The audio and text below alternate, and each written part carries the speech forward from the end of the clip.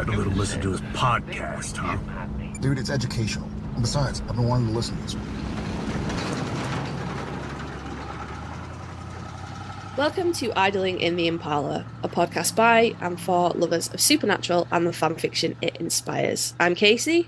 I'm Sandra, and we are so excited to welcome another author to the podcast to chat about supernatural and fanfiction. Known as Heaven's Sexiest Angel on Tumblr, Arthur's bio makes it quite clear that Dean Winchester deserved better, Gadreel is their dearly beloved, and they are an Arthur Ketch apologist. As Arthur's knight on AO3, he's been publishing fanfiction since 2015, with 75 works for fandoms that include Supernatural, MacGyver, and The Walking Dead. So, big thanks for joining us, and welcome to the podcast, Arthur. Thank you. All right. You are most welcome. But I'm gonna get in first and ask the pointless, stupid question. We have a table. Well, we have a table. We have a table of our guests to see if they're team Dean or team Sam. So I figured that I can probably just go ahead and put an X in the right column, but I'm just gonna double check. You're over there with Sandra on team Dean, right? Yes, I'm on team Dean. I thought that's a bit problematic. No, it's not problematic. The scales are heavily weighed in your favor. It's fine. I'm used to it. No, I mean, I have many Sam friends. I disagree with the whole war between the brothers. Although I dislike Sam. What? Yes. But like, I don't want to fight people over a fictional character, you know? Mm-hmm. Okay, yeah, that's fine. Come on, me. I need tissues. No, it's fine. No, it's fine. It's all in good fun anyway. It's not like I'm not going to fight anybody about a brother preference. Yeah, exactly. Yeah, I'm a Dean stan, but actually I'm a Gadreel stan more than anything else, so I don't care. Yeah. See, there we go. That's fair. Yeah, you're gonna have to add another column. We're not adding another column. Gadreel. We'll add I'll put it in brackets for you. I'll put an asterisk next to yours. No, but it is all in good fun and jest. I think the one thing that we try to do too on this podcast is just make it like, everybody's allowed to like wear whatever they like, whoever they like, however they like, and not make it a war or a battle, and I think that sometimes that's what happens with the fandom, and it doesn't need to be that way. I think as long as people are respectful, sometimes that's where it gets a little out of hand. But people just can't seem to keep their mouth shut sometimes. Yeah, I actually agree. Like, I think people should focus more on sharing what they love instead of like making blogs about how they hate a certain character or whatever. Like, just share what you want, like what you actually like. Right. Yeah. More positive, right? Like just trying to be more positive but I think negativity sometimes can just feed in on itself, and it just kind of like brings out the worst in people. Yeah. Absolutely. So we will go all the way back and just ask the question as, when exactly did you get into Supernatural? This is actually a fun question for me because it's been over a decade now. Okay. Oh, wow. I joined the fandom when I was like 13, 14. Oh, okay. You were a baby. And, I was a baby. Yeah, I'm now 25. And actually, I started watching the series in Italian. Okay. But the episodes weren't they were late. So I started watching in English and actually learned English thanks to Supernatural because I knew next to nothing. Oh, so you learned like idiot and balls and all those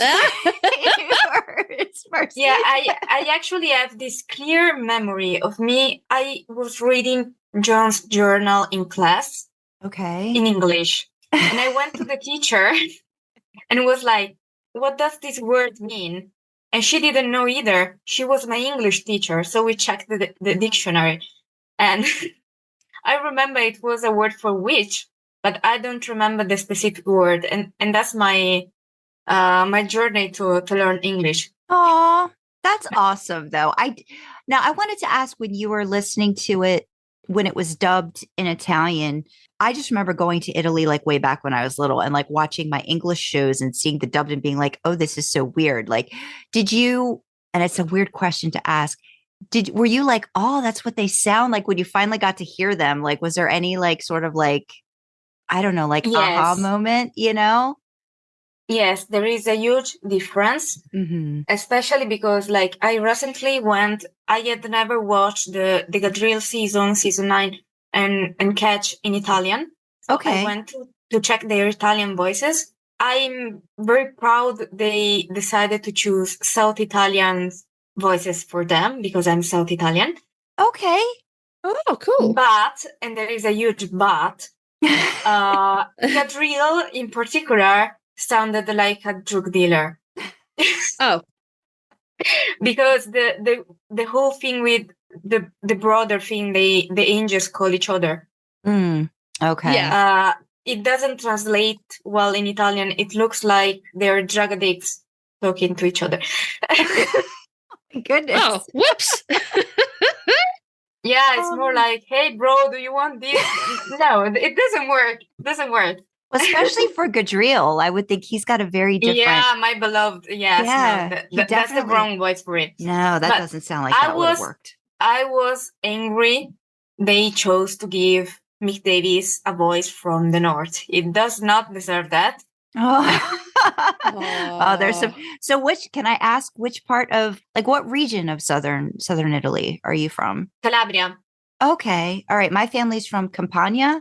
So yeah, not too. Yeah. Nice. Help a Brit out, please. I don't know what any of this means. Are your families near each other, not near each other? Are they on opposite? Help me. I know that. Go ahead. You said, because you know exactly. Your geography is probably much better for Calabria and Campania. Consider Calabria is the very bottom of the boot. Campania is a bit over that, but like this reminds me of the fact I know nothing of the geography of the US despite checking the map over and over for my fanfiction. I just can't learn where the states are. Yeah, Don't even worry about that because I obviously I grew up in the UK. I'm English, and because of the language, there's so much overlap. And if I have to write in the US, I've still got Google Maps opening, going, where is this? How far is this away? So don't even sweat that. You don't have to remember all that stuff. It's too big a place. Yeah, I don't even know where everything is. I've got to Google Map stuff when I'm writing fan fiction too. So you have to find out where how far something is to get to, and like what's around it and stuff. Yeah, no, But you're the ambassador for the entire US. You're supposed to know everything. That's what you keep telling me, Kasey. Yeah. But that's not happening. Well, I just love that like you learned English partly because I think that's great. That's so great. I can't think of a worse show. Reaction. I can't think of a worse show to learn English from either, because it's like, oh God, if you're learning English from Dean, half of what Dean says in English sometimes is a made-up word. Oh yeah, God. I'm aware, and like every single joke in season 7 with Dick Roman. Yeah. On the first watch, it all flew over my head. I couldn't understand what was so funny. Yeah, that sounds about right. Yeah. So it sounds like you were watching it for a while, obviously, before your most favorite character showed up on the show. So can you talk a little bit about like your favorite characters and the pairings and the ships that you adore? Okay, this is kind of a difficult question for me.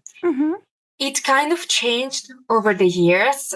Of course, there is Dean, but like one of my favorite characters at first was Alastair. Okay. Oh, okay. Cool. Yeah. Which you don't hear often. So, and my first Casey's got some adoration for Alastair.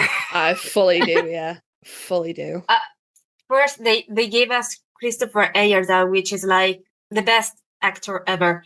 So I don't care. But yep. My first ship was Alastair and Dean. Ooh. And this is where I come forward and say I don't ship Destiel. Cool, that's fine. I don't ship Winchester either, but I'm a multi-shipper. Like, Yeah. My favorite ships are Gadreel and Dean, Cat and Dean. I also ship Gabriel and Dean, Michael and Dean, Lucifer and Dean. You And see the pattern basically, here. Yeah, I'm seeing a Yes. pattern. Angels, demons, everything. Every angel except that one. I am in love with that so much. All of them, but not you. Love it. yeah. And the best part is like, I haven't published anything with it for now, but I love writing them all together. Okay. So like MMM and stuff like that, like a lot going on, like in a like that kind Yes, of but like dynamic. like A romantic pairing? together. Yeah. Yes, all together. I also have minor ships. For example, a special mention goes to Midam. Now, what is that? Oh, did I pronounce it right? Because like it's Midam, maybe in English. Michael and Adam. Okay. Oh, okay. yeah. Gotcha. I've never heard that ship name before. Your pronunciation was fine. Yeah, I hadn't heard it either. Yeah, I was like, wait a minute, what am I missing? I don't ship it like directly, but it's my shipping law because one of my best friends ships it, so it's fine. Yeah. So what is it about the supernatural dynamic to it that, like, you know, because it's like, as Kasey was saying, there does seem to be a pattern, like the angel, the demons, like, you know, almost like that kind of a, and then with Michael and Adam, that seems interesting too. For me, it's more like how it could play out because many of these characters, for example, Arthur and Dean are very similar. Arthur especially is, let's say, a Dean that was more brainwashed, that didn't manage to break the brainwash that was forced upon him between Dean and John and Arthur and the Man of Letters. Yeah, so following down a path and then not really breaking free, like just kept like nose down doing that kind of stuff. Well, Dean managed to break it in a way. I'm glad that you said break it in a way, because I feel like we always talk about the boys, they just need a lot of therapy and they haven't quite gotten completely out of like a lot of that brainwashing. Yeah, but they're on a journey, you know, towards getting out of it. We hope, like, that's like, you know, that's why we do not talk about the finale. It doesn't exist. Yeah. Just be careful where you say things like that on the internet, because people got some feelings about it. I think all the people that disagree with me have already got me blocked on Tumblr, so I don't care. Yeah, no, that'll do. Yep. Yeah, that's fine. That's fine. If you liked the finale, that's fine. But like, you don't need to harp on somebody else not liking it that's expressing their reasons for not liking it. Like, you just don't have to listen. You just don't have to engage. I've got to ask the Alistair and Dean ship, because Kasey's writing a epic that's sort of like, it's Wincest, but it's like Demon Dean and blood addicted Sam. And there's this definite power dynamic, power shift in play. So you've written Alistair and Dean together in a fic. So are you hoping for a happy ending in a story like that? Or are you kind of just exploring the relationship as it is, like in your fiction? Are you trying to come to a understanding between the two of them? How do you go about? I wouldn't say I'm looking for an happy ending. Okay. I'm looking for something that makes sense. For my main series for this ship, I actually put in some headcanons for Alistair. Okay. Because I study ancient history and I focus on religion and society. Okay. And Alistair is actually a daimon you find in ancient Greece. Okay. Yeah. And he's actually linked to revenge and punishment. So I thought, what if Alistair from ancient Greece and Alistair from Supernatural were the same? Yeah. Okay. And I wanted to explore a kind of, in Supernatural, we see Alistair is very much a Christianized demon. Yeah. He's very, I wouldn't say subtly, but like, he's evil, but not like without a purpose. Okay. He has the purpose of punishment. In ancient Greece, demons were either evil or good or neutral. And I wanted to explore the more neutral part of revenge. So Alistair to me is more like a mentor in a way in those fics. Mm-hmm. And somehow he remembers his past from when he wasn't a Christian demon, but something more and less in a way. Do you explore a little bit of like, so his humanity maybe before, or was he like, does he just start out? He was just demon to start in your story. No, it was a demon to start, but like a different flavor, let's say. Okay. Yeah. Yeah, that's interesting because I don't get a lot of, at least like from the character on the show, I definitely don't get a lot of neutral from him at all. So I'm glad. It depends. We see he's trying to get to his goal in Supernatural, but like in his evilness, like I don't think we got to explore his purpose much because yes, we see he's a punisher in hell. But if you punish in hell, it means you're doing it because those people deserve it. Yeah, which is in the context of the show is kind of complicated because, for example, Bela didn't really deserve to go to hell. Yeah, from a human perspective, at least. Yeah. But if you're in hell, you're getting punished because you did something wrong, or so Christians say. So in a way, he's not punishing good people. Yeah. And I wonder, for example, the people he possessed, what had they done? Were they actually good people, or were they hiding something?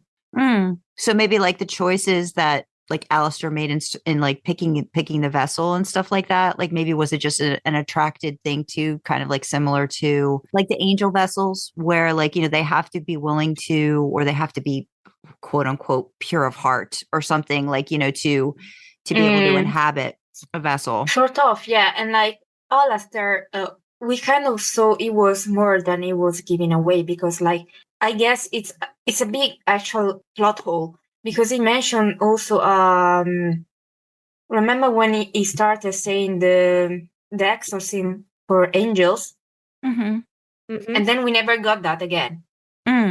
Yeah. So like they kind of fed us like a huge scary creature that was really knowledgeable about things and then killed him off. Yeah, well, they had to because then he would have messed up everything for their run out. Yeah, but it would have been so good. It would have been given the chance. Yeah, no, absolutely. But you know, Supernatural doesn't always do the stuff that we would want them to do. Yeah, we know. It's the what ifs that I like to explore. You know? No, I think that's true with all of us in fan fiction, like in whatever way, kind of like doing our what ifs. No, what ifs are a big thing. Gadreel obviously came first in succession of like, you know, the favorites, yes. Stuff. So yeah, tell me about like, what was it about Gadreel like that got you like so interested right away? And was it right away or did it take a while? First of all, I have to mention that I joked about Gadreel with my friends before. Like I said, he is the first I'm going to mention on the podcast. I know. And that's what I did. That's Yay! what I did. Fully support. Ree, that's my nickname for him. Like everyone asks me, which Ree? And it's Gadreel. I just call him a different name. Okay. Gotcha. I'm the only one that gave that nickname. So I'm like, please use it. Ree. We'll use Ree for Gadreel. Yep. Actually, I identify a lot with Ree for many aspects of him. I actually made a post about it on Tumblr because Gadreel and Arthur are two phases of what is my experience growing up and also as a trans person. Gadreel especially is like my hopeful side because you can see he wants to believe in something, he wants to be good, he wants to try to redeem himself, and he wants to go back to his family, be part of something, be part of a community. And the community part really resonates with me. That's what I'm trying to do in my own Jewish community that I join. I'm trying to be part of something. I'm trying to bring something positive to the world. So I kind of feel for him in the sense that he tried his best and he failed. He was so innocent in a way, that he was fooled and he was a victim of Metatron. Because we kind of see Gadreel is really an angel because he is ignorant of human ways. He doesn't understand anything. While Metatron, who is very human, but like the worst part of humans, because he uses his knowledge to trick Gadreel. Yeah. And one of the ways he tricks him is, if you do this, then you're back in the community, you're back in heaven. I want to kill Metatron with my bare hands, okay? I don't know. I can't even talk about it because I get so angry. Well, I think it kind of Supernatural tends to do this a lot. I think it not only the power dynamic, but almost like the father dynamic. You know, like it's like do what you can to make your father happy, and you'll be welcomed back into the fold. They do that with God. They do that with Chuck. They do that with John. You know, I think Metatron in a way uses that as his, be the good son, do the things that I ask you to do, and you'll get these things. But there's always there's stipulations, and I'm sure. I mean, I feel that Ree probably had that same similar situation with God. You know, thinking he was, doing the best that he could, and then made a mistake, and then was shunned, and it was caged, right? Like he was locked away for. Yeah. So, I mean, I think that's, it's like a prodigal son, but like not in the best sense. Yeah. Yeah. Mm-hmm. What I also find interesting about Gadreel is how Tamo portrayed him. Mm-hmm. Yeah. Tamo is a great actor. I think he gave us a glimpse of what Gadreel could have been in his way of portraying him. And I also think it was interesting they chose him to be the keeper of the Garden of Eden. Mm-hmm. Because Gadreel is an actual angel in the Book of Enoch. Okay. And interesting enough, he fell from heaven. He was one of the watchers of humanity, and he fell. There is a line that might imply that he fucked Eve. So. Oh, okay. Well, fair enough.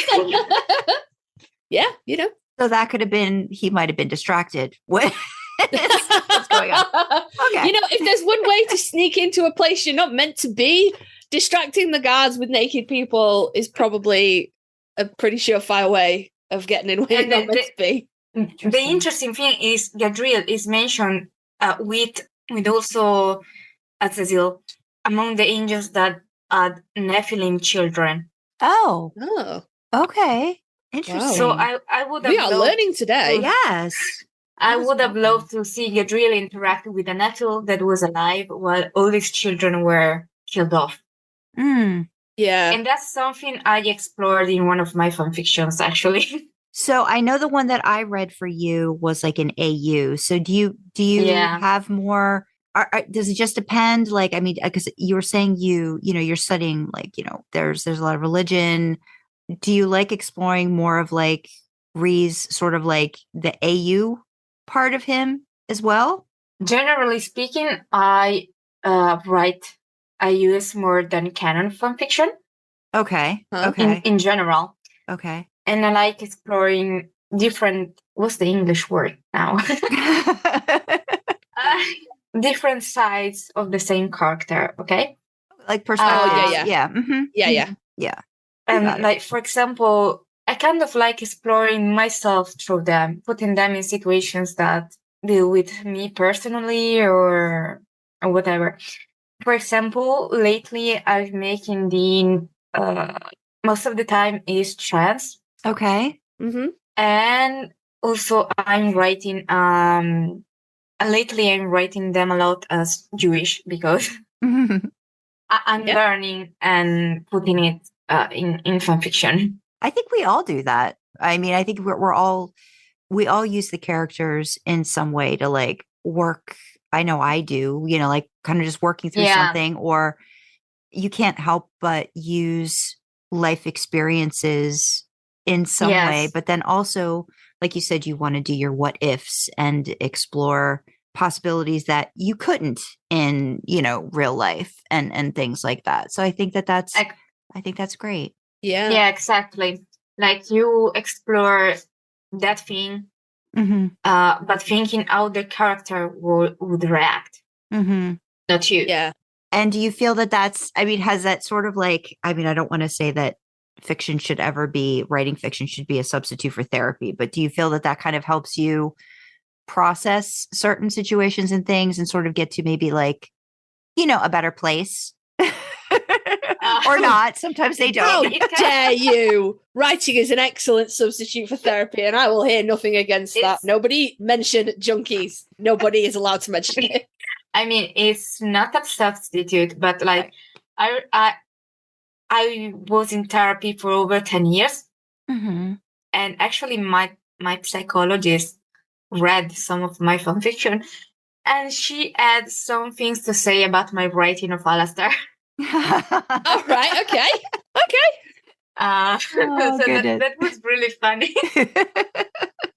I've got to say, I just I always do this when we have a guest on, because I go, no, I'll prepare, and then inevitably I don't. So I'm usually like scrolling through your AO3 page as we're chatting, and you've got some stuff in The Walking Dead, and this is not like, we won't dive into that because Sandra hasn't watched The Walking Dead as far as I know. But I know you guys do. Go ahead. No, I noticed that your Walking Dead fics were all Merle Dixon fics. So I was like, is there something in a character that is perceived badly by characters in the show, like Merle was a bad guy in The Walking Dead, but actually he kind of wasn't. He was just doing what he thought was the right thing to do to look after his family. And I personally see some similarities in the way that you have described Gadreel to us, how you interpret the character. I'm just wondering, is that like a connecting theme, or are you just a real fan of Michael Rooker? Like, it can be either. I don't mind. Okay. For The Walking Dead, I actually stopped watching when Merle died. That's perfectly reasonable. Don't worry, you didn't miss anything. No, wait, no. There's like maybe 2 good characters that you missed after that, but it's fine. Like, overall wise, you stopped when it was the best. I started watching The Walking Dead because I was a Michael Rooker fan. Oh, cool. Yeah. But what interested me was the character. Like, in a way, many people focus on his brother. Yeah. But I wanted to explore him as an older brother, as a person who was, again, he was raised not in a happy family. He was raised with a certain idea, certain behaviors that were considered good. And we see his brother manages to break free from that. Merle dies too early for that. Yeah. Yeah. No, I can see that. Yeah. I thought it was interesting because I think, Merle did die too early for you to really get a sense of who he might have been, how he might have developed. But although he doesn't have, as you say, the naivety that Gadreel had, in that he truly does not know humanity. Yeah. I still think there's a similarity between all the people around both of those characters were saying how awful they were and how, disgusting their actions were. But at the heart of it, they truly thought they were doing the right thing. They weren't, they were good men doing bad things, but not for bad reasons. So exactly. Yeah. If there's anybody listening who is a fan of The Walking Dead and Supernatural, there are similarities here. There are parallels. Yeah. And if you carried on watching after season 3, I'm very sorry. I guess it's the kind of character that attracts me in a way because Ketch is the same way. Yeah. And to a lesser degree, Alistair as well, although he is an evil person who does evil things for evil. Well, he's not a person. That's the thing. Yeah. He's a supernatural creature that was never human. Like, he doesn't have the memories that we have. Yeah. But no, just thought that was interesting. That's all. Yeah, no, it is. Actually, many people have pointed out that all my characters, all my blorbos, let's say, are the same. And I'm like, I know. Shut up. Yeah, that's fine. That's fine. They're your blorbos. Nobody can judge them. No judging other people's blobos. No. Well, Exactly. It's like that inability they've been robbed of the chance to get a redemption, to have a redemption, even for themselves in all of these situations.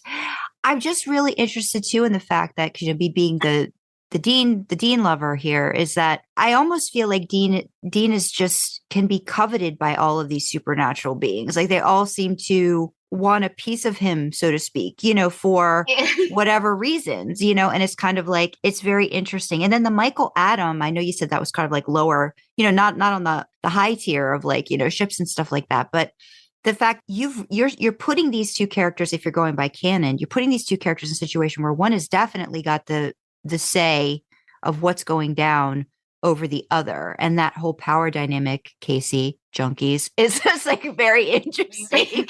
Nobody's allowed to mention junkies. I'm too fragile today. The dynamic between Michael and Adam changes though. Like in a way they have to help each other, right? Because they have no other, they have each other, and that's it. When we first see Michael, and I hate pronouncing Michael like that because that's not the Italian pronunciation. I know. I'm trying really hard here.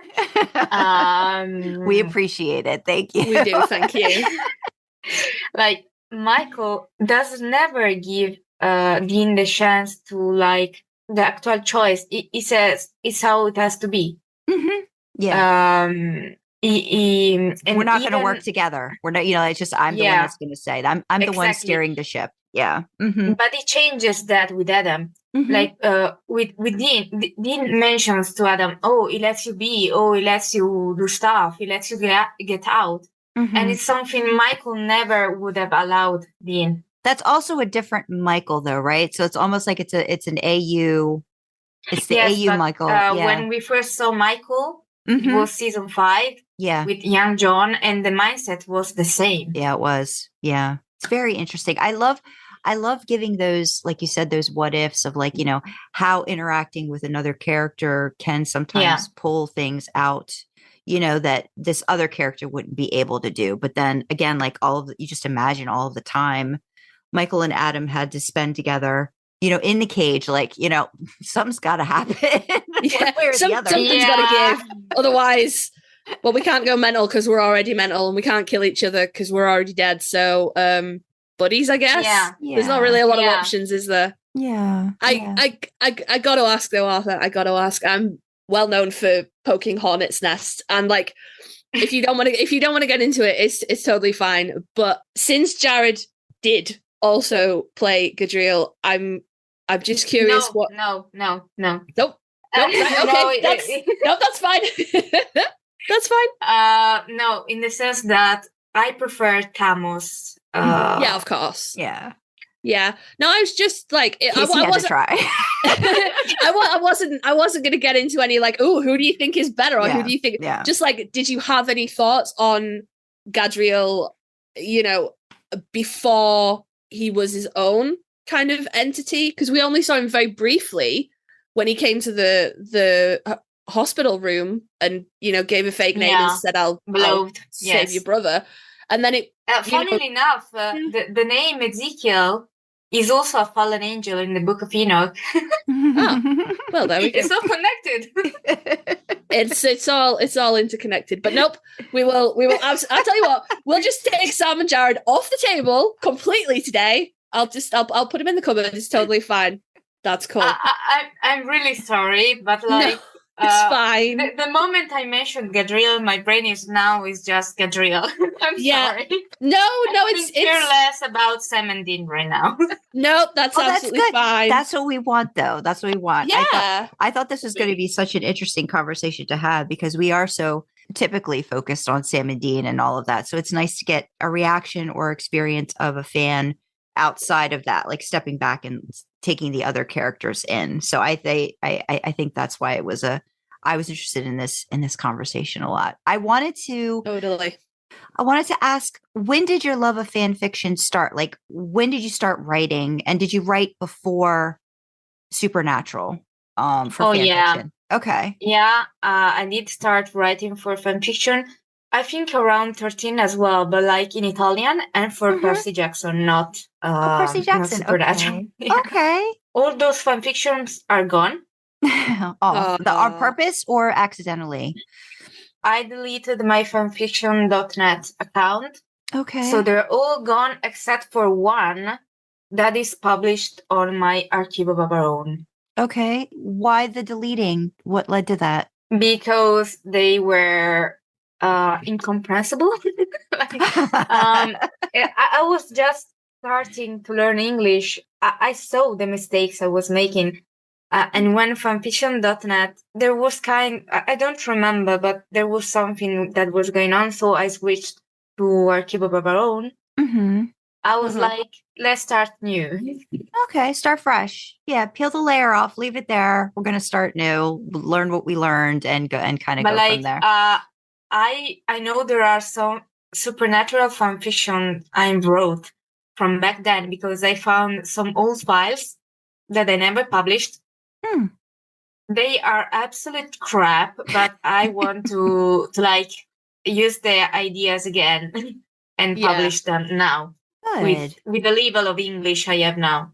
Good. That's good. Yeah. I'm interested too, because since English is not your first language, what's your process? Like, I'm assuming, like, when you're coming up with stuff, this has got to be so difficult because it's hard for me to just write in English, and English is my first language. But are you literally like having to battle your brain between like writing in Italian and then writing in English and trying to like, switch that mindset of, okay, how am I going to portray this? Kasey's talked a lot about, wanting to make sure it sounds authentic, like it sounds like, Americanized or different things like that. Like that becomes sort of a thing too. So what do you kind of wrestle with in your writing and your process? And do you have any tips even maybe for people in your situation who are, like maybe English is their second language kind of a situation? Sorry, I'm throwing a lot of questions at you all. No. It's an interesting question because I think I'm a different case in the sense that sometimes I might have to like check out a word if it means what I think it means, but I can't seem to write in Italian.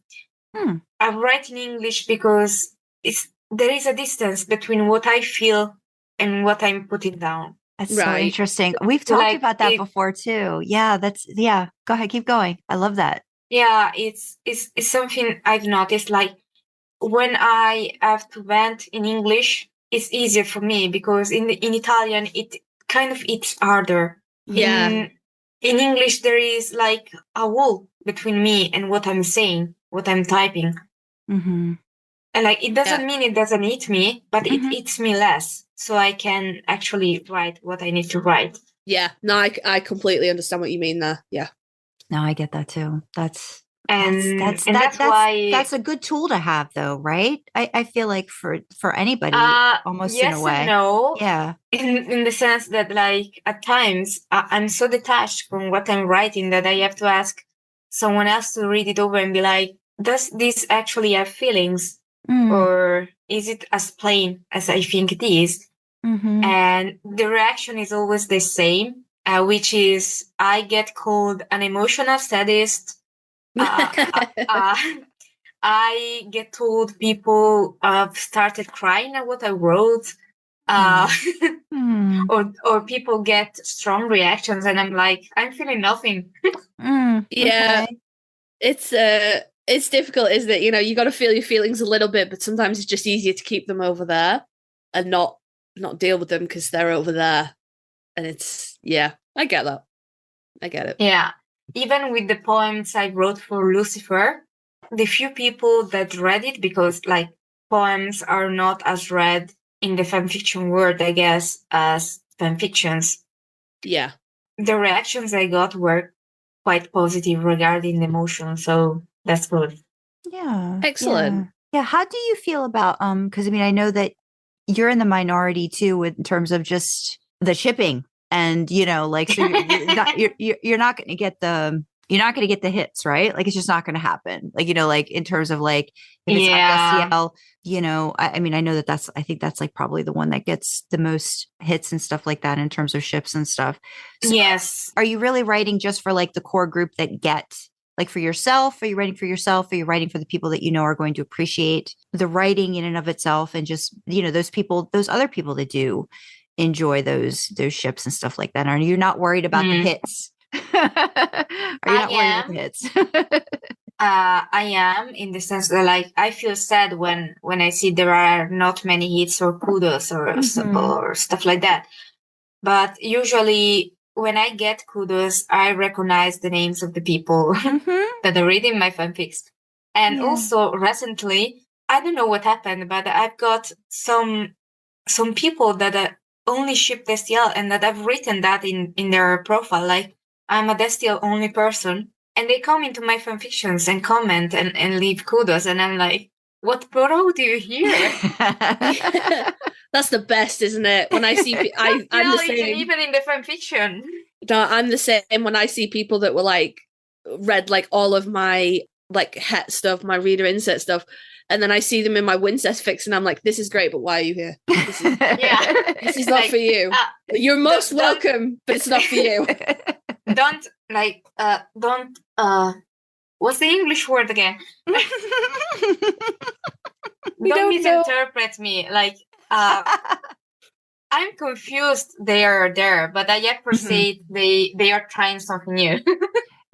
They're exploring, right? But they're also they're also not just coming on to have a negative comment, right? Like they're open. They're open to another ship, and it could be, maybe it's the dynamic again, you know, that you explore in a lot of your writing. It sounds like, you know, with like the supernatural being human, like, you know, that kind of stuff. So I think that's great. Maybe it's the themes that I explore. As I said, I draw a lot from personal experience. So you may have seen that I explore a lot of depression, post-traumatic stress disorder, and stuff like that. So it becomes really personal and maybe resonates with many people. So even if they like don't ship the ship, they give it a try because it sounds familiar. No, I definitely get that.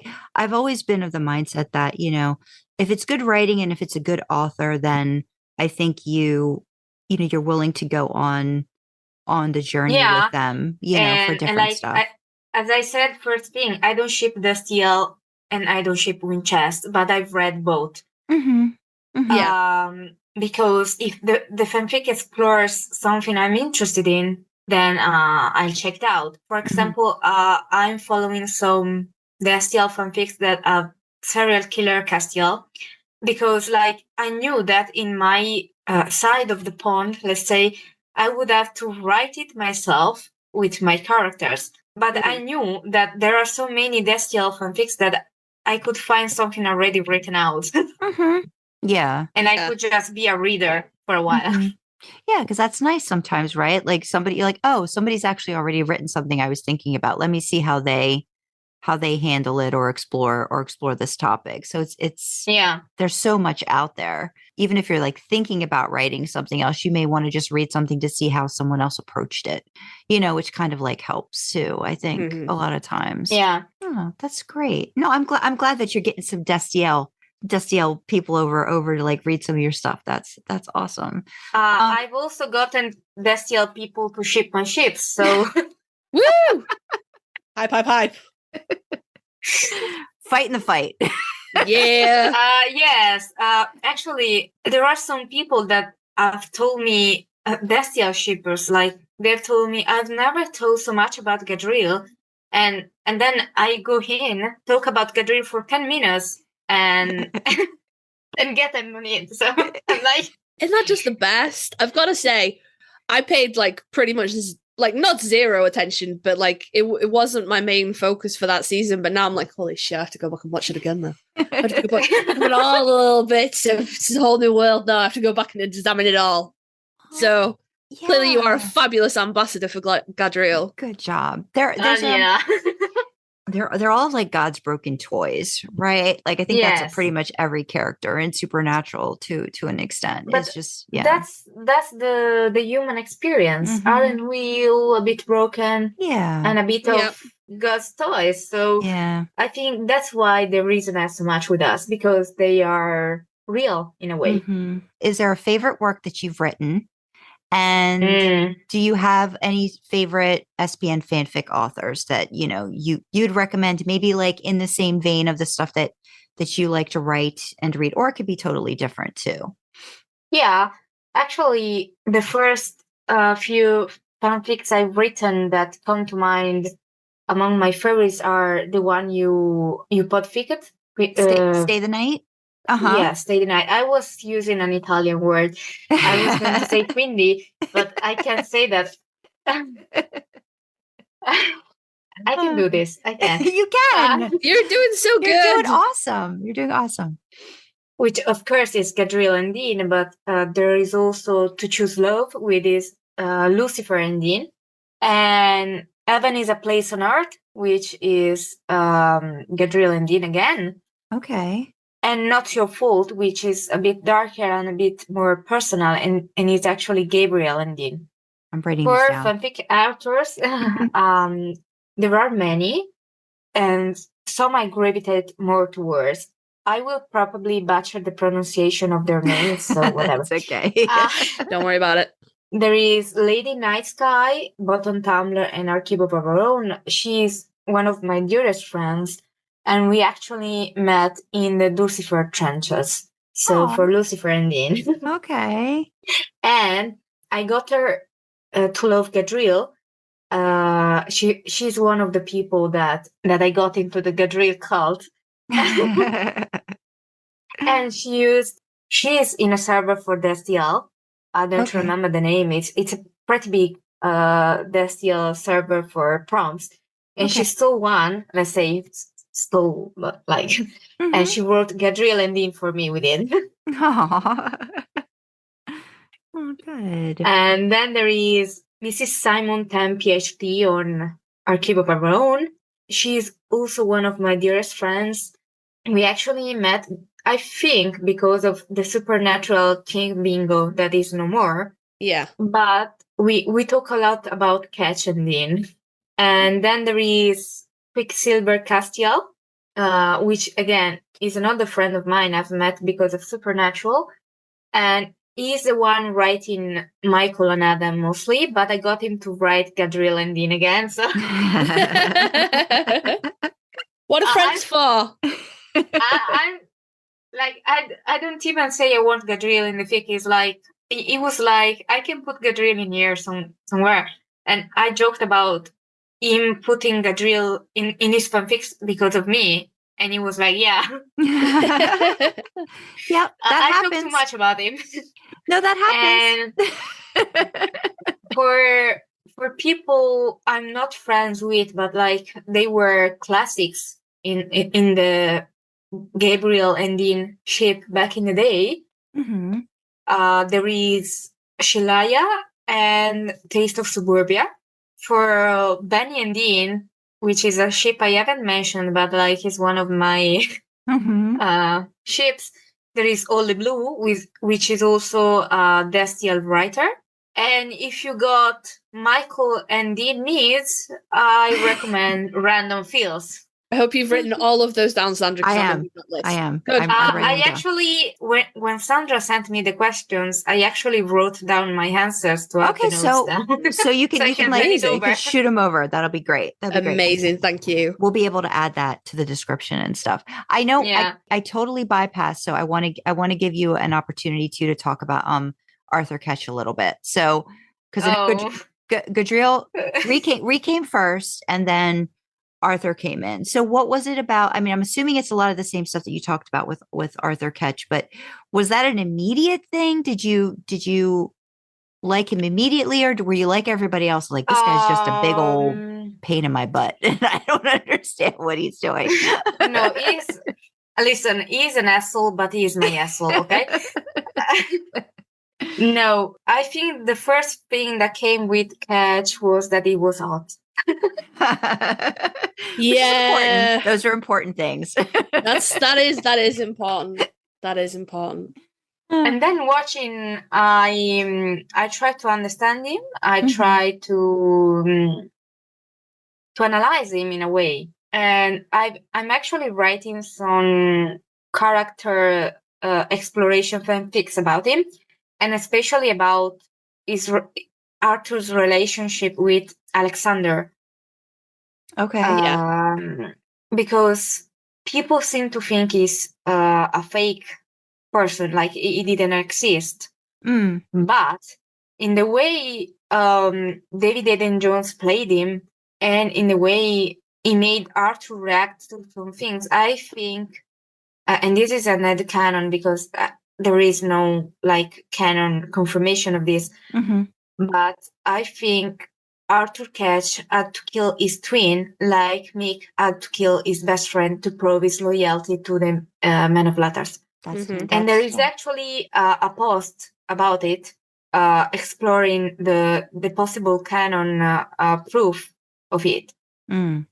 It's really interesting because, again, David Eden Jones is a great actor, and the way he played Catch is interesting, especially since I went and watched his Hallmark movies despite not being a fan of romance movies.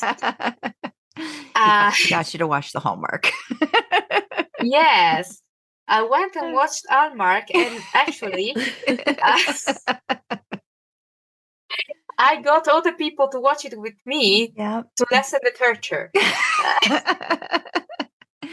No, actually, funnily enough, I liked most of them, except for one. Okay. How many has All he done? the others were cute. Oh, quite a while. There is the one I didn't like.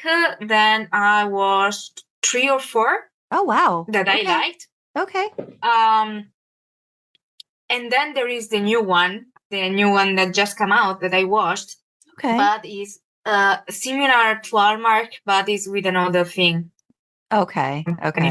Just like on a different channel or whatever. Yeah, that kind of, but it's got the same feel.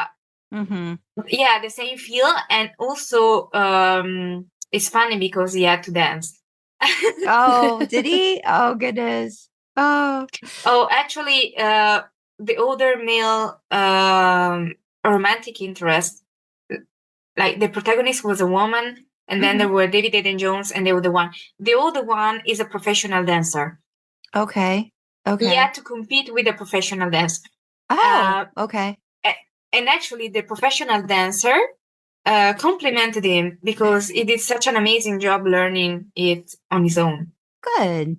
It's always good to hear. Cool. Yeah. Yeah.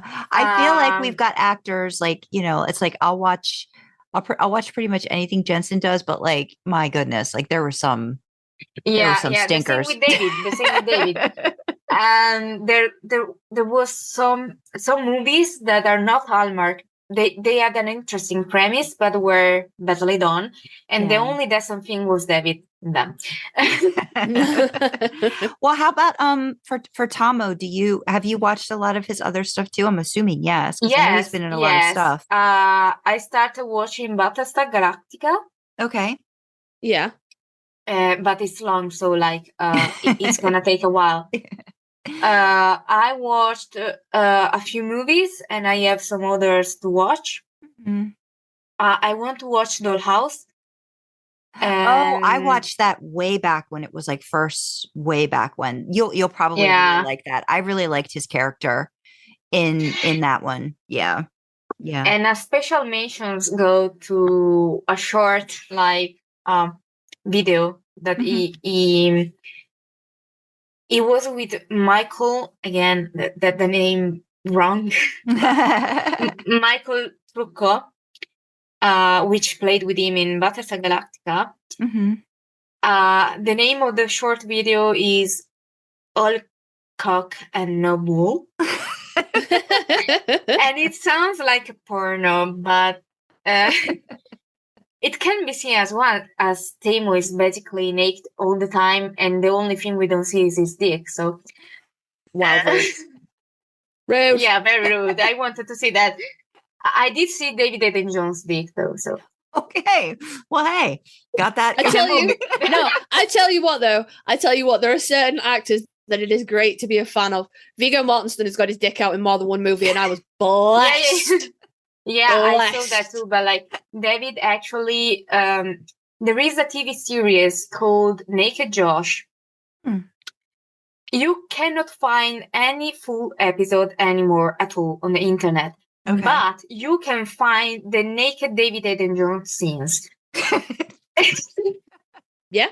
Only that from the old series. You can, and like I didn't know about it, but one of my friends, I mentioned I wanted some naked scenes with David, and she went on the internet, found those, and sent me the link. And she doesn't even like David. She just went and looked for me. Oh my gosh! I was having a conversation with a friend that Kasey and I have a group chat with, and I'd found randomly last night. I'd found a GIF of Dean. It's Dean, GIF, man. It's GIF. I always want to say. I always want. Oh, whoops! See, it must be my Italian. There must be an Italian cell in there. Yeah, in Italian it will be. In Italian, it's a soft G. See, that's what it is, Kasey. That's why I'm doing that. GIF. No, but I had seen it was Demon Dean. And he was just shirtless. He was in bed and just happened to like brush over his nipple. I was like, why have I never seen that before? And then our friend was like, oh, wait a minute. I think I've seen Jensen do that somewhere. And I think she was like going to try to do a hunt for it. I'm like, please don't do that. I'm like, I love that you want to hunt for this, but don't spend 3 hours trying to find it. And she's like, I'm on a mission now. Yeah, but like my friend didn't even ask me. She went, looked, and DM'd me the. And she also found some naked Tamo pictures that I had already seen though. So. Oh, okay. Well, she tried. I wanted to ask a little bit about your artwork. Oh yeah. Okay. How long have you been drawing, sketching? Was it pre-fanfic writing? Did it kind of happen after, along the same lines? No. It was the earliest thing I remember doing. Okay. But there were some years that I didn't draw anymore because university is actually still kicking my ass. Actually, the other day I found some old fan art from like 2015 of Supernatural that I never finished. But in the past 2 years, I got back into drawing daily almost. I tried to get better at it. I started drawing fan art for Supernatural, and posting it because I had never done that despite being in the fandom for so long. Yeah. And I, of course, started strong with a cat drawing. Have you thought about doing any big bangs or like reverse bangs? Yes, actually, I was scared to do that, but I participated in a bang that was the Supernatural Bang Bang. Basically, it was not safe for work. Okay. And I was paired actually with Meg, which is Lady Nice Guy. And I made a drawing of Lucifer and always female Dean having sex. Okay. And then actually in the in the Destial Big Bang, was it? I don't remember. As I mentioned, Ollie Blue, her name is Jenny actually. She is a mod for that bang. Mm-hmm. And she was like, we need pitch eaters because there was an issue. Okay. Mm-hmm. So I looked at the fanfics because I wanted to help out. I know I'm not the best artist and I don't ship the steel, but I wanted to help out because this fandom is basically my family by now. Mm-hmm. So I checked them over and there was one I knew no one else would pick because it had very specific and art topics. And I was like, this is my jam. I'm going to read it and make art for it. And I did. I made 2 pieces because it was a big bang. And actually, in the meanwhile, my laptop broke. Oh, no. So I had to finish the second drawing. So the author actually doesn't know this. But no, wait. Used all the money I had in the moment to buy. Did you have to buy a new laptop? Not a laptop, but I bought. Did you have to buy software? No, I bought what's the name? It's not a laptop and it's not a tablet. Phone. A tablet? A tablet, yes. Okay. Yeah. There we go. So I used all my money and Prime on Amazon to get a tablet to get to my house. I put the program on and draw on that without knowing how to use the program, so I could make art for the fanfic. Oh, dedication, man, dedication. Sweet though, yeah, to be able to, and so because I imagine at that point, if you were already pitch hitting, you were already on a time constraint, right? I was strict, and I had asked for more days. But I hadn't planned on coffee falling on my laptop. So. Oh. Well, it wouldn't have been tea. You are Italian, so it was going to be coffee. Yeah. It was going to be cafe.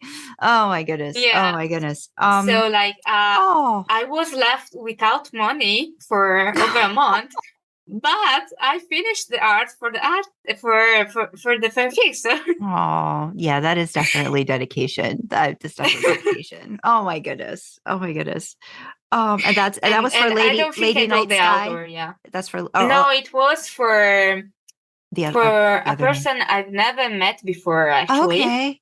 I just wanted to help out, Yeah. So I published them on Instagram and Tumblr, and the piece I needed to finish in time was Castiel. So I think Castiel cursed me in some way.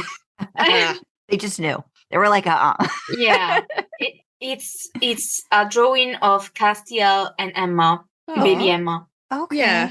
I think he cursed me because there is no way. Like, I was finishing it, and then. But yeah, I never told this to the author. Like, she doesn't know. Oh goodness. Oh goodness. I'm sure that infinitely grateful that you were able to help out in any way, shape, or form. She said she would like to work with me again. Oh, nice.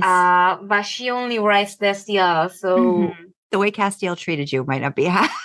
No.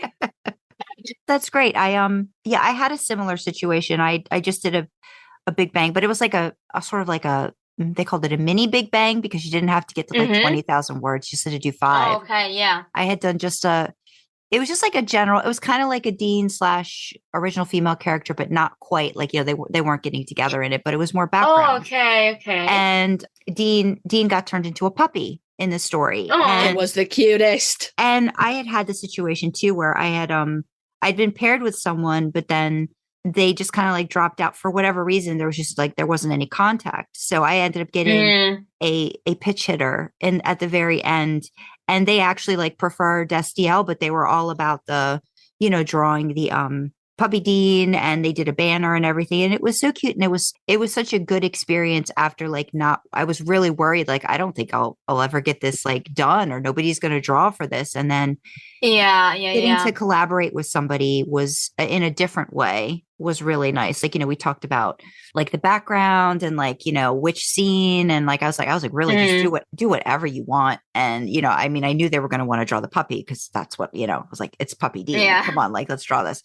So that was a nice way to sort of like turn the experience around for me. And I think, like you said, there's a caring and community aspect to the fandom that when it's working the way it should be, it's very supportive and caring and great. It's the same thing that happened to me because like the only ever bang fanfic I ever completed is a Gadreel Dean story, which is called Heaven is a Place on Earth. And I was like, sure, no one would pick it because Gadreel, it's Gadreel and Dean. Like, no one ships it except for me and like the people I talk to. But there was this artist who is actually a fellow Italian, so we chatted in Italian. Nice. She doesn't ship Gadreel and Dean. She doesn't even actually like Dean, but she read my fanfic and she was really supportive, and she made amazing art for my fanfic. So I think despite not being something that was different from the rest, there still was someone interested in it, in making art for it. And I think we need more of that. We need more community. We need more branch now to like, I don't know. Yeah, no, absolutely. Absolutely. I guess tying into community, I wanted to ask a little bit about finding out about how you got involved in the fanfic pond, SPN fanfic pond, and about your role in there now, and just like your experience overall, like in there. Like, how long have you been a part? I know you're a manta ray now, I believe, or am Yes. I? Yeah. So Fancy. Can you talk a little bit about that? About like how you got involved and what you do, like as a part of being like one of the people that helps make sure everything runs behind the scenes and stuff. Yeah, actually, I don't remember how I found the pond on Tumblr. I think someone mentioned it to me, but I wanted a place where I could talk about fanfiction without being judged, without people having words about ships or teams or whatever. Yeah. And I think the pond is a really positive space for that, because everyone is welcome. Of course, there is a huge part of the pond that writes readers fanfics. And actually, I find it interesting because it got me thinking about writing some myself. So, ooh, exciting. Yeah, I'm writing a Gadreel per reader story. So, I love that. I can't wait to see it. And so, as a manta ray, I actually had started the process before that, but I ended up in the hospital, so that didn't end well. But I tried again later when I had more time. So I've been a manta ray for a few months now, and my let's say duty, even though I don't treat it like a duty, I treat it as being part of a community. I run writing sprints. I do monthly chats. I am there to help out if anyone needs to brainstorm or something. Good. And I think I'm one of the most active people in the server. I think all the newbies just see plenty of messages from me. Oh, that's amazing, though. If you're new to a community like that, that's amazing to know that there's someone there that's really active, you know, that you're going to have people to reach out to. Yeah. I want to be there for people when they need it, for whatever reason, really. And right now we also started a rewatch. Okay, a rewatch. Yep. Yeah, I fell behind on that. Okay. Because again, I hope to graduate in March, so. Okay. Yeah, you got to focus on some other things. Unfortunately, I really don't want to, but I want to just talk about Gadreel all day long, but I can't because real life just keeps getting in the way of like fic and stuff. No, thank you. Yeah, it sucks. It's very rude. Sucks a lot. But yeah, I find this sort of community is interesting because you find new writers to read, new stories that you might have not looked at. And you can also share experiences and share information because like there are new writers, more experienced writers. Did I say any of those words right? You did. Yes, you did. You did. You did. I feel I'm talking too fast and I'm not hearing myself. No, you're not talking too fast at all. No, we're understanding you perfectly. So don't worry about it. That's good. Yes. I'm loving the way you say Tumblr. I'm getting all of these flashbacks from my Italian relatives back home, and like the R's and the way the H's aren't quite there, but you can kind of hear it, like the art, like there's, I love it. I love all of it. I love all of it. You remind me of my cousins back home. Aww. Oh. No, you're doing great. I really do appreciate you wanting to do this, because I know there's always that concern of like how am I going to sound, and I'm probably talking a lot faster than you are, so you're doing fine. I mean, I understand perfectly, but I also know that my spoken English isn't as good as my written English. I mean, yeah, but that's okay. You're trying, you're giving it the chance, and you're doing it. So that's what's important. You're getting it done, right? You're getting the job done for us. The best part of this is that I use English for work. So okay. Well, look, there you go then. See, so you're getting a lot of practice. I'm literally just imagining you like as a little kid, just going sort of a beach. Like, that's all I'm hearing. Because that's awesome. Because I know that being and like one of the first things you learn in any other language usually is the curses, like the cuss words and stuff like that. So that's true. You just kind of learn those first, and it's just funny to know that Supernatural started you off with some of those. But the best part is that no one could understand me. Even if they tried, they can't, because like my parents never studied English. My sister is a bit younger than me, so she now speaks English well, but she didn't back then. And like I got to a point in school where I knew more English words than my own English teachers. Oh gosh. What a glowing indictment of the education system literally everywhere. Yeah, some of the teachers actually got offended when I used new words they didn't know. Oh, right. Gosh. PSA to everybody out there. If you're going to have a bitch fit because children know more than you as a teacher, the problem is you, not the children. Learn some shit. Yeah. Oh my days. Especially if it's ridiculous. English. If you're teaching English, I would think you'd want to be a little up on that bit more. Or just watch Supernatural, and then you'll probably get all. Yeah, exactly. Exactly. Oh gosh. Oh dearie me. I did want to ask you about because I just saw it on Tumblr not too long ago, and I saw that you were part of it. Yeah. But the Comfortably Queer Supernatural zine. So what's your involvement with that, and what is that about? Is that how you pronounce the word? Comfortably Zine? Queer Supernatural Zine? Zine? Yeah. Yep. Zine. Yep. I always say zine. Because magazine, so it's like the end of it. For me, that word was magazine. Okay. See? There we go. Well, there we go. Magazine. Zine. Yes. So the Comfortably Queer Supernatural Zine. Yeah, your involvement with that. Okay. I taught you something. Today. You feel better now, Sandra. You're like, I'm involved, damn it. I know one word. My gift GIF will get It's a fucking GIF. Like, I don't care. It's GIF. Because there is an I after. Oh god. So it's a soft G. But it stands for graphic. That's what it stands for. So it's a G. It's no, it's a G in graphic because there is an R. But it stands for graphic, so you say it with a G. God. I reject this. Okay. Look, okay, let's agree to disagree. We'll agree to disagree. Yeah. It's GIF in Italian. It's GIF in Italian. It's GIF in English. And Sandra, you have to pick which side of the line you're on. I can't yet. Is it your first language or your heritage? Ooh, I don't know. It's whatever my brain decides it's going to say at any particular moment. It'll probably always. I'll just say GIF GIF forever. I think that's. I would like you to bear in mind that while you have an Italian person as backup here now today, you spend a lot more time with me than you're going to spend with Arthur. It'll be GIF in your present.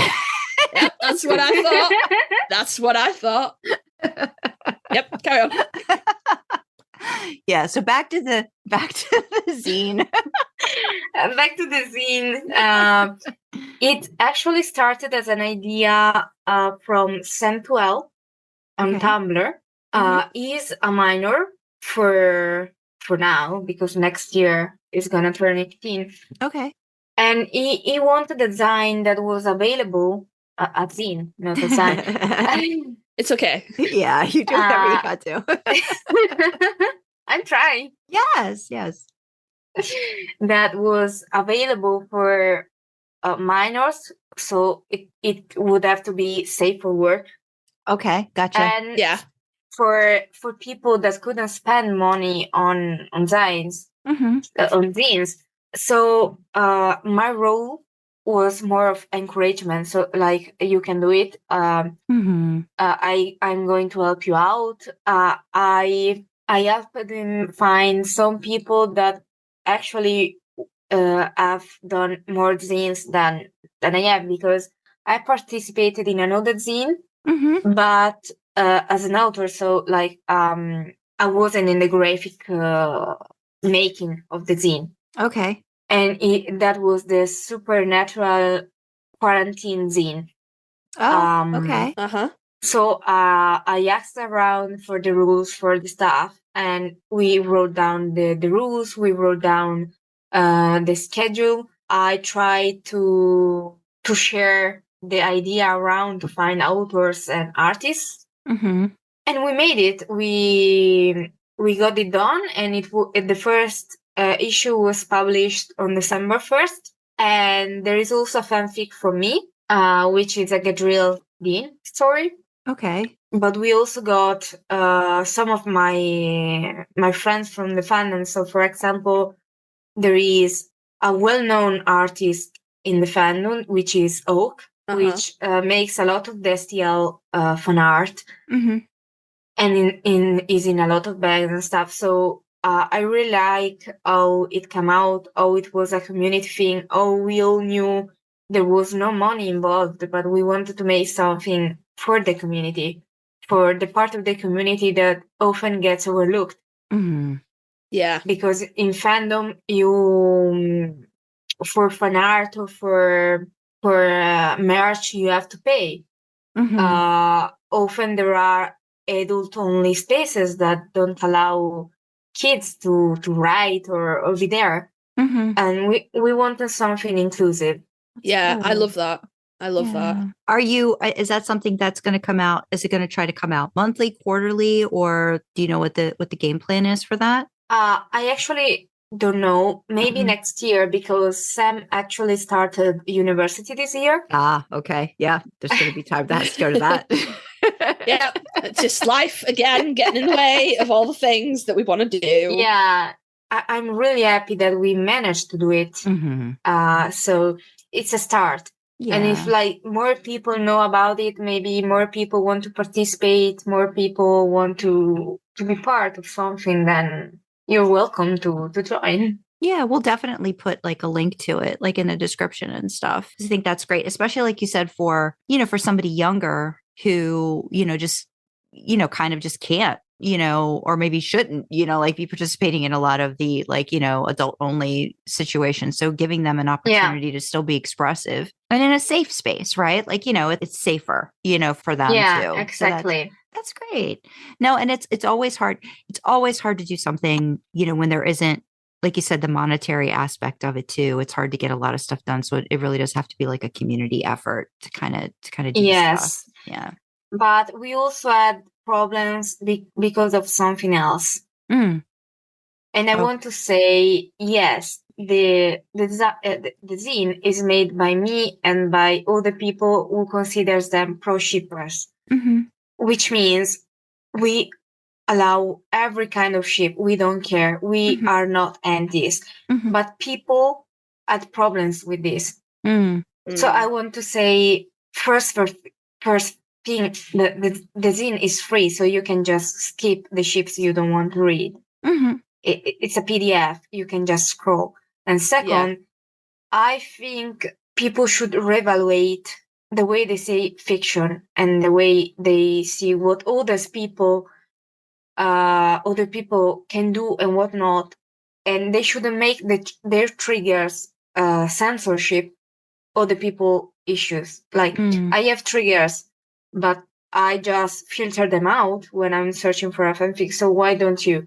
Why do you have to make your problem my problem? Yeah. And second, as I say, this is a safe for work zine. So there are no triggers. Yeah. There is nothing that could be considered not safe for work. Nothing. Good. So like, I'm very passionate about this because like, I know it can be a problem in recent fandom, but back in my day, and I say this as a 25 years old. Oh, I feel so old. I feel even older. It wasn't like this. Like, I think you might remember that back in the day, it wasn't like this, especially in the beginning of Supernatural. People were more open. I just wonder too if it's just like, if it's this ability to access everything at like just, whatever I want is right there. And for some reason, I think people, I don't know, insulate themselves in the belief that it's all about what they like, what they want. And they don't understand, like you said, you have the option, you have the probably responsibility for your own self to be able to filter, search, read notes, read summaries, read what something's about before diving in. And you could say, well, maybe an author, didn't mention this or maybe like intentionally left something out. But like I know this is the way I am. Like when I search on AO3, like I am a Dean/reader, Dean/OFC primarily. A lot of the stuff that I've read has been through community, and finding out other people and what they like and, taking a chance and reading those things. But I don't intentionally go to read something just to piss myself off. Like that's not what I'm going for.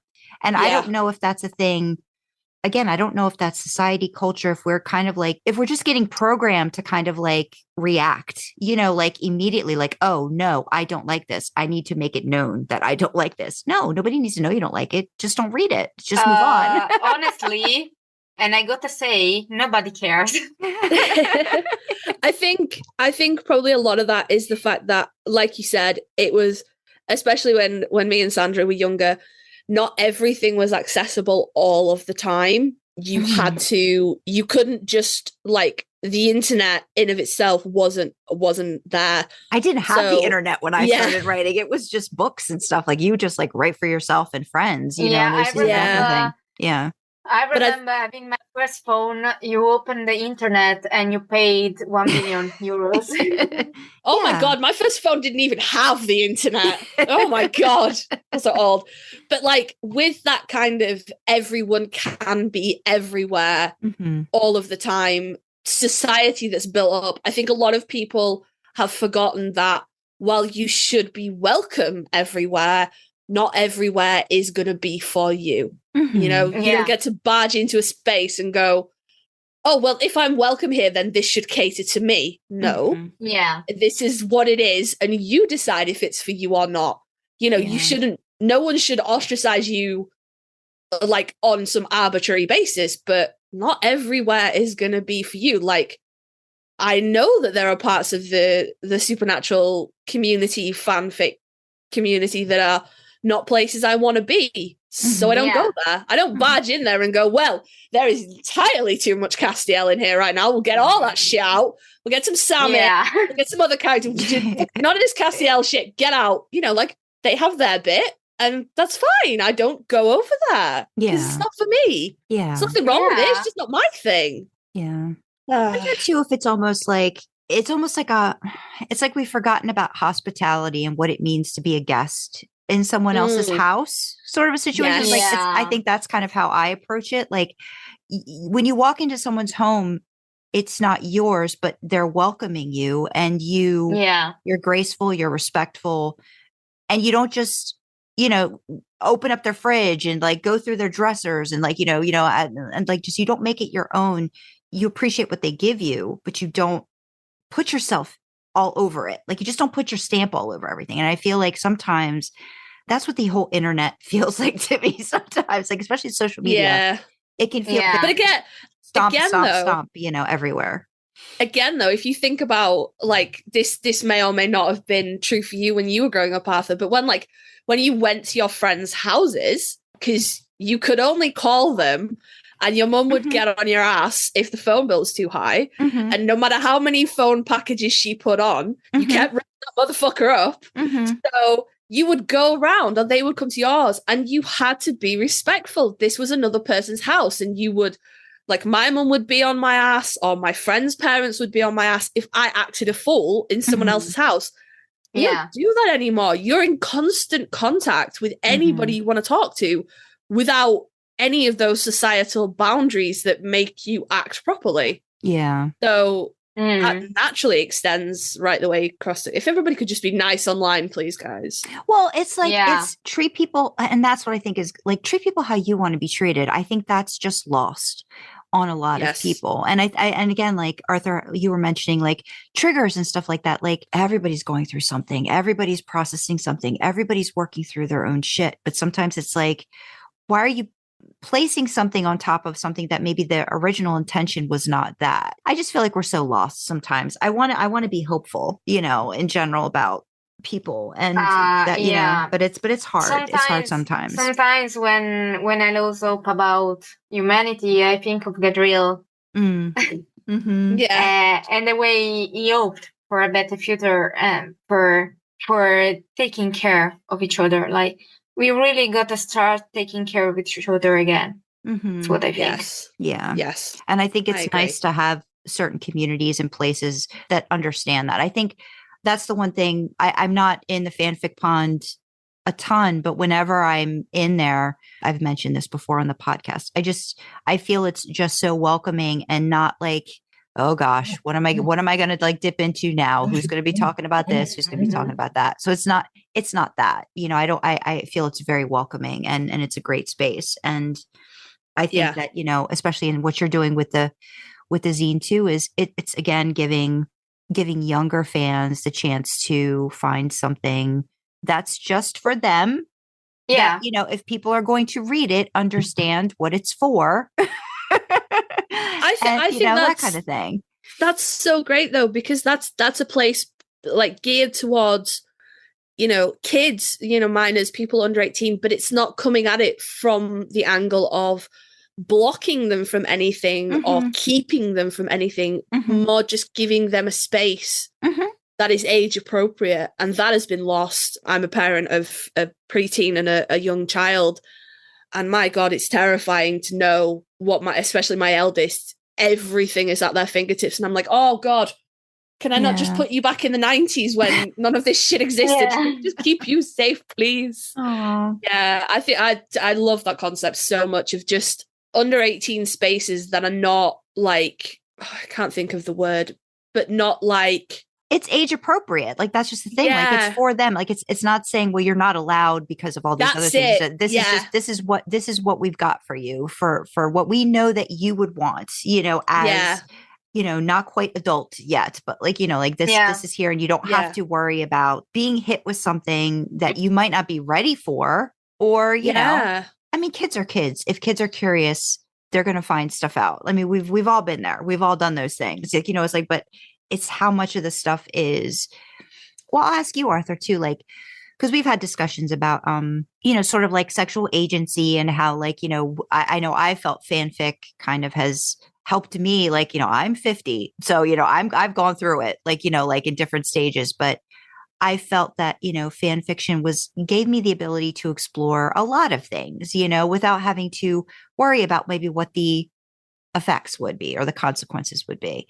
So, I mean, do you feel like fanfic is almost like a good alternative to some of the other things that kids might chance upon when they're on the internet, if that makes sense? And if it doesn't, it's okay. You don't got to talk about like with fanfic. You, as I said, you can use the archive to filter out the stuff, so you can like filter what you don't want to see. With all the stuff, for example, TV shows or whatever, they're going to watch it and they're going to see stuff they shouldn't, or they're going to search for stuff they shouldn't. I remember being like that as a teen, because let's say the internet was still new when I was a kid, at least here. I remember getting a computer way later than my richer classmates did. And there wasn't a culture of like controlling the kid or whatever, because like people really didn't know. They didn't know what could be found. Yeah. Yeah. So I found stuff that I shouldn't. And I think it ruined me personally. So I want kids now that they know what's in there. They know. I want them to be careful, because they might think they're like they're more educated or intelligent for their age or whatever, but you're not. Yeah. And that's for any age. Yeah. I think, that's still when you get to my age. I'm in my 30s. Sandra's just turned 50. We still think that we're ready for shit, that we're like, oh no, I have made a mistake. But you're absolutely right. So I think good on the creator, and we're definitely going to link to that. For anybody who's interested in it. I know before we let you go, Carly's got a question for you. I didn't want to put it. Oh Lord. I do. No. It's completely safe. It's not. I started asking this question because adults don't ask other adults this question enough, okay? And we should. Okay. What is your favorite dinosaur? I love that silence after I asked that. Everybody I've asked that to, I get that silence. Because nobody asks you. You're a grown up and nobody asks what your favorite dinosaur is. I'm trying. You could just describe it. Yeah, it's okay if you don't know the name or you don't have one. I just want to normalize asking other adults what their favorite dinosaur is. Okay, I don't know I think I know the English word. I don't know the pronunciation.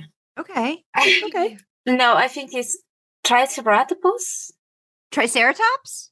Yeah, with the horns and the big. Yeah, you know the Land Before Time. Yeah. Yeah. Okay. The yellow girl, the one with the horns. the little really mad one. Sarah, the little angry one. Yeah. Triceratops? Is it Triceratops? It is a Triceratops. It's a Triceratops. She was so cool. She was like this badass girl, but like she was still a baby. They were all babies. She was like really cool and badass.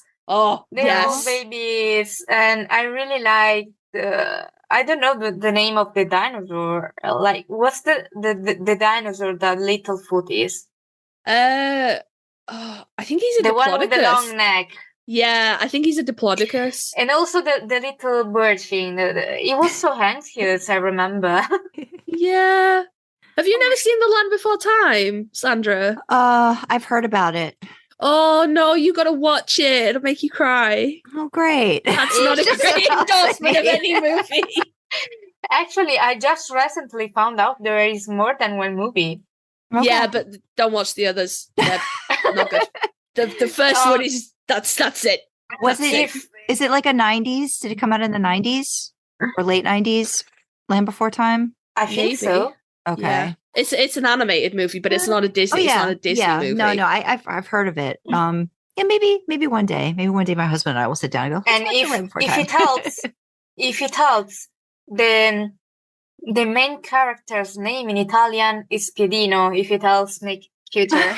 Oh, that's cute. So cute. I love that so much. Arthur, this has been lovely. I've enjoyed having this conversation with you. We've really had fun with this. It was very different from what we usually talk about because it's usually Sam and Dean. So this was nice. I'm always different. Don't lose that. Keep hold of it. No, you need that in your life. You got to keep that. I mean, hopefully, if we didn't scare you off, maybe at some point we can have you back for another chat for something. I mean, I was really anxious, but I think I scared you off with all my thoughts.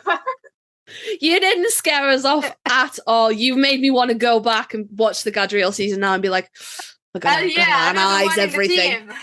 Yeah. No, absolutely. Yes, absolutely. I loved hearing all about, your thought processes with the characters. I really think the broken toys thing and everything is just like, very accurate with all the characters too. And I'm glad that the fan fiction and the community too in general has been pretty positive for you, and you're doing lots of good things for the community as well. So for the fandom, thank you. I appreciate all the things that you're doing to get people to stop being mean. Stop being mean. Just accept it. Thank you for having me. I must say it wasn't easy, especially for this fandom, but I'm quite headstrong, so yes, we kind of got that. That's good. There's not many people that could yell no at me about Sam and have me go, yeah, all right, that's just fun. You caught me on a good day for you. No, you're fine. You caught me on a good day because I'm sick. Otherwise, this could have turned into an argument. But no, you keep hold of all that. You need it in life. Casey knows when. Yeah, that is true. I spend a lot of time with Sandra, and she's scary. None of y'all see it on the show. She's lovely. She's scary in real life. There's a limit. Oh my goodness. No, but so I'm sorry. I talk about Gadreel and I lose all. No, that's all what my we manners. wanted. Sorry. That's what we sorry at wanted. all. No, that's what we wanted. I definitely wanted to talk that. So I'm glad we got a chance to. Yeah. So thank you for coming and sharing your love with us. No, thank you to you two for having me. Yeah. I'm glad we were finally able to do it. Thank you so much. Grazie. That's about it. That's about all I could do. Prego. Hey. Yay, look at that. Woo. We're learning. We're learning. All right. Thank you so much for joining us, Arthur. Goodbye. Ciao. Bye-bye. Thank you so much for having me. Oh, thank you. You're most welcome. Have a good rest of the day. You too. Oh, that was cute. That was the bestest. Oh, the bestest. Kasey, you were so good about the Sam. Ooh. You were so good. A long time since we've had an episode. I don't think we've ever had an episode where nobody mentioned Sam. Good Lord. It hasn't. Props to Arthur, because I was not lying, whether it makes the cut or not. I was not lying. There are not many people that could go no to me about Sam and me just go, yeah, all right, that seems fine. So yeah. Apologies that I was probably not as chatty this episode, and it's nothing to do with Arthur and nothing to do with the fact that they wouldn't talk about Sam with me. I'm sick and I feel icky, and I just don't want to inflict my gross sick voice on y'all that much, to be fair. Appreciate you doing it. I appreciate Arthur coming on. It was fun to talk about all of those different things and hear all those different perspectives, because we haven't had anything like that, I think. Ever. No. So we'll get to everyone's with us and kind of mainstream, and kind of either like Arthur is right. I don't want to make it. Maybe we rename that actually to not Team Sam and Team Dean, because I don't want to make it's not a conflict. It's just something we do for fun. It's just something we do for fun, because usually people, when they do come on, we know there's going to either be a Sam or Dean, bent to it, but that not this go round. You know what I've noticed though. And I posted it on Tumblr. Everyone seems to have Sam lover friends. Where the fuck are you all at? Where are you all? Everyone's like, oh no, I have so many friends that love Sam. Where are these friends, people? I require them. Send your Sam friends over to us. Pretty please. This moose is heavy. And I'm just... Otherwise, I'm going to start thinking that you're saying it just to please me. Before we do the outro. Yeah, go ahead. Because I have a post-it note, lads. Okay. I really need to stop saying that, because I realize it's terribly gendered, and I feel like I might offend people. I'm sorry.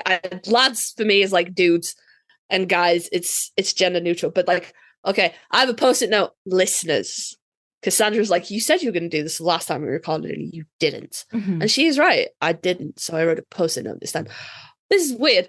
I think this is the first episode that's going to come out where I address this, but there's definitely going to be episodes that have come out before this, so I'm going to have to just address it in loads of episodes over the period of time. The things be changing, y'all. Things be changing. As most of you know, I discussed it at the start of 2023 about being non-binary and agender and transmasc and blah, blah, blah, blah, blah, blah, and all that good shit and all my gender nonsense. Queer AF, lads. Guys, fuck. So at the moment, I am in the process of trialing a new name. I'm still kind of going by Carly. I'm not out to pretty much anybody with this new name at the moment, apart from my really close friends and my husband, obviously. So this probably already happened, and I'll have to address this again. But you may hear some episodes will come out and I'll be introducing myself as Carly. Some episodes will come out and I'll be introducing myself as Kasey. Still me. Hi. Sandra hasn't replaced me. Just trialing a new name. I think it's going to stick, but you can never be too sure about these things until you start actually using it in the real world and seeing how that feels. So yeah. Hi, Kasey. Still me. And I'm spelling that out as Kasce, but it actually came from the initials KC. Which came about when I was trying to find a new screen name, because I wanted to separate my online persona from my personal persona of Carly, my actual real name, my birth name, legal name, whatever. And as you all know, I am the agent of kink and chaos, so KC. And then I was like, oh shit, That's fucking perfect. So initially it was just the initials Kasey, which stood for Carly Chaos. But I'm not a big fan of the initials. So as it stands right now, on the 16th of December 2023, we are Kasey, spelled Kasey. Just in case y'all thought I was going to like go normal and have like a normal spelling of my name. But I don't know how to do that. That's not what we do. Yeah, probably be a bit of back and forth through some episodes, and I will keep addressing this as it goes on. But yeah, new name, same person, same pronouns. Bear with me, guys, while I figure this out, please. Probably won't even be that much of a big deal. I only introduced myself once. So yeah, you know. But now that's out there. I'm supportive. It'll probably be more me like, oh, fuck. It's fine. It's fine. I'm not proclaiming Carly to be like my dead name, and like I don't ever want anyone to use it. I actually have a lot of really conflicting feelings about changing my name in any way, because my name was very important to my late mother. And the spelling of it was very important to her, and I, like, to be real, I feel some fucking kind of way about it. But Carly is even spelled normally, it's very feminine, but I wasn't willing to lose like the K sound in my name, and I feel some kind of way about it. So Carly is not like, it's not a dead name, you know. If you slip up, Sandra, if you slip up, or if anybody's chatting to me in comments or anything and you slip up, like, I'm not going to cry or anything. It's fine. It's still a work in progress. And as soon as I know what's up, I'll let you all know what's up. Maybe Kasey sticks, maybe it doesn't. What do you see? Well, you can do your outro now. I'm done. We're here for all of it. We're here for the journey. So all a journey. We are going to wrap up this episode. We want to thank Arthur again for coming out. They were so much fun to talk to. It was a lot of fun. Yes. But yeah, if you have any questions about, maybe you have some questions for Arthur, we'll put some links in the description. But if you have any questions for us and you want to reach out to us, you can email us at idlinginttheimpala@gmail.com. You can comment on Spotify and use the Q&A section to share your thoughts.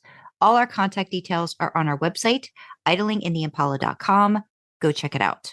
Yes, while you are checking things out and doing things and commenting and all that good stuff, please don't forget to like, comment, share, follow, and subscribe wherever you access your podcast, but especially if you are watching or listening on YouTube.